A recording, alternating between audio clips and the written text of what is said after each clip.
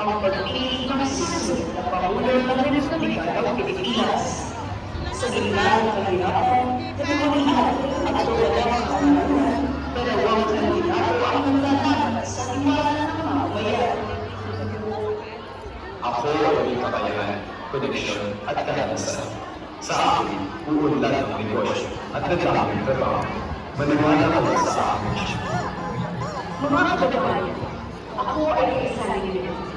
Alam ko ito, ang pagod at ang pangarap ng bawat pamilya Pilipino. Hindi lang ang pangarap ng luho, kundi tahan, katarungan, at tunay na servisyo.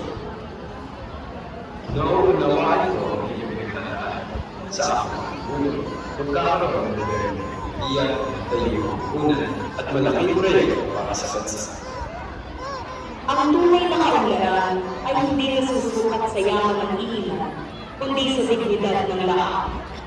Mga kababayan, naririnig ko ang bawat hinayo ninyo. Hindi ako lalayo sa inyo kapag ako ay nanungulan. Ako ang magiging boses at piling ninyo. Hindi ko unlad ang bansa, puro damdamin para ilan. Kailangan na iba na kamay sa pamumuno. Ang Pilipinas ay hindi negosyo. Ito ay tahanan. At ang tahanan ay hindi naglalaban. Bawal doon, mahuli ka ng pulis. Ayan na yung pulis, sige. You watch lang. Ang kalaban ito ay hindi sa Ayun, si Ate Jana mo na mataas ang kamay.